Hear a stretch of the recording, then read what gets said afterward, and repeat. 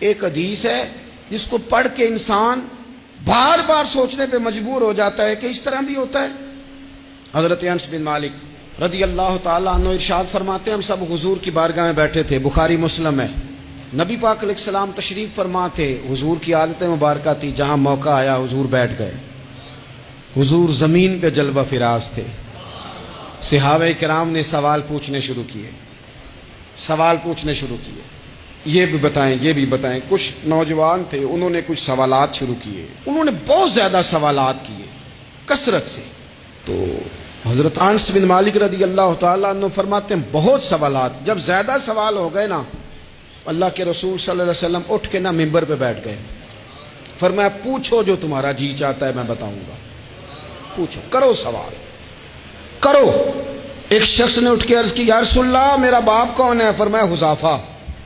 دو لوگ اور اٹھے یا رسول اللہ ہمیں لوگ تانے دیتے ہمارا باپ، فرمایا تمہارا باپ وہی ہے جس کی طرف تم منسوب ہو، اسی باپ کی جائز اولاد ہو۔ ایک بندہ اور اٹھا، اس کا لہجہ بھی کچھ اس طرح کا تھا، کہنے لگا حضور میں جنت میں جاؤں گا کہ جہنم میں؟ کئی دفعہ نا چیزیں راز میں رہیں تو وہ ٹھیک رہتی ہیں، لیکن جن کو راز کھولنے کا شوق ہو ان کے اپنے بھی کھل جایا کرتے ہیں، ان کے کھل جاتے ہیں پھر وہ تکلیف میں آتے ہیں۔ یاد رکھیں حضور میں جنت میں جاؤں گا کہ جہنم میں؟ حضرت انس بن مالک کہتے ہیں کریم بولے، مور لگنے لگی، ہم کانپنے لگے، حضور نے فرمایا تو جہنم میں جائے گا، دوزخی ہے تو۔ بس جب وہ سناٹا چھا گیا، اب ڈر تھا کہ کچھ اور باتیں نہ، یہ کثرت سوالات کی وجہ سے حضور ناراض ہو گئے، کہتے ہیں فٹافٹ حضرت عمر اٹھے، فٹافٹ، اور کوئی معافی نہیں مانگی، کوئی بات نہیں کی، جناب عمر تھے نا، آئے عمر تیرے جملوں پہ مر جاؤں، ان راہوں پہ قربان جہاں سے عمر چلتے تھے، ہر حکمران تیری بات کرتا ہے پر عمر تیرے ایک ایک فیصلے پہ میری اولادیں قربان۔ ایسا بھی شخص کوئی پلٹ کے دنیا میں آئے گا جیسا خطاب کے گھر عمر پیدا ہوا۔ حضرت فاروق اعظم اٹھے، یوں ہاتھ باندھے، رو پڑے، کہنے لگے نہ حضور نہ، رضیت باللہ ربا وبالاسلام دینا وبسیدنا ومولانا محمد نبی و رسولا۔ حضور ہم بڑے راضی ہیں کہ اللہ ہمارا رب ہے، سونیا بڑے راضی ہیں کہ دین ہمارا اسلام ہے، یا رسول اللہ ہم بڑے راضی ہیں کہ اللہ نے آپ کو ہمارا نبی بنا کے بھیجا ہے۔ حضور بڑے، یوں ہاتھ باندھے، نہ ساڈا بولیا چولیا معاف کری، غلطی ہو گئی حضور جوانوں سے، نہیں ایسا حضور، نہ اس سے زیادہ کوئی پردہ نہ کھول جائے کہ رضیت باللہ ربا وبالاسلام دینا وبسیدنا ومولانا محمد نبی و رسولا۔ وہ ضرورت کے لیے سوال ضرور پوچھا جائے، حضور پسند کرتے تھے، لیکن بحث میں الجھ جانا، ہر وقت دین کو تختہ مشق بنا لینا، ہر وقت میرا دل تڑپتا ہے، کبھی کبھی سوچتا ہوں یہ میرے نبی پاک کا دین ہے، کیا یہ صرف دنیا میں بحث کے لیے آیا؟ جس کو 4 لفظ آئے اس نے میرے حضور کے دین کو ذریعہ بحث بنا لیا، صبح بھی بحثیں، شام بھی بحثیں۔ کریم محبوب علیہ السلام نے جو طائف میں روڑے کھائے تھے وہ اس لیے کہ امت بیٹھ کے بحثیں کرے، اس لیے امام علی مقام نے سارا گھرانہ کربلا میں دے دیا کہ تم بحثیں کرو۔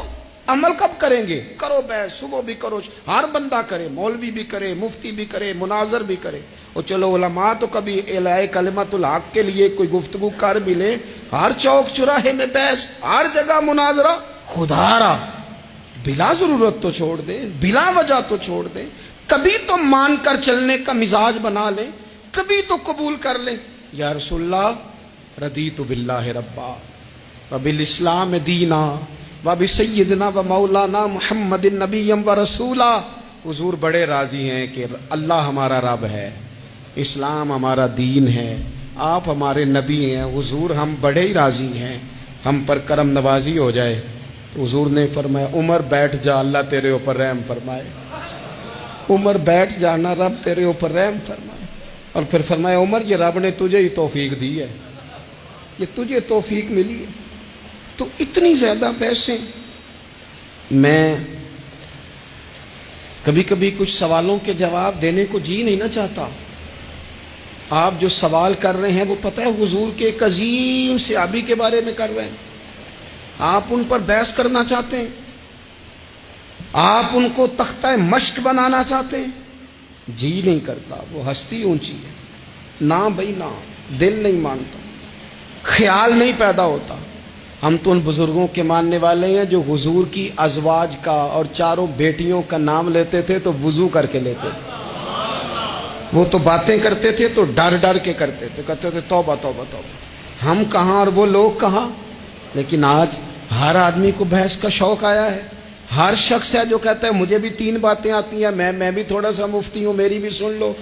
تو اپنی زندگی میں اتنا دروازہ بحث کا نہ کھولیں، اتنا الجھاؤ نہ پیدا کریں، اور ایسے بے جا لا یعنی اور بے مقصد سوالات سے اپنے آپ کو بچائیں جن میں انسان پڑھے تو اس کے لیے الجھاؤ بڑھ جائے۔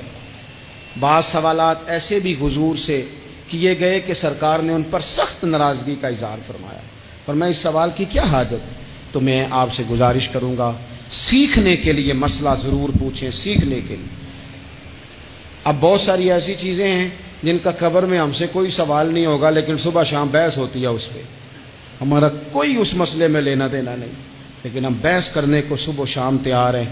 اللہ تعالیٰ بابا فرید الدین مسعود گنج شکر، داتا علی حجویری اور ان مشائخ اور ان بزرگوں کی اس دھرتی پر فضل فرمائے، اور اس وطن کو اللہ قیامت کی صبح تک آباد فرمائے۔ آخر دعوانا ان الحمد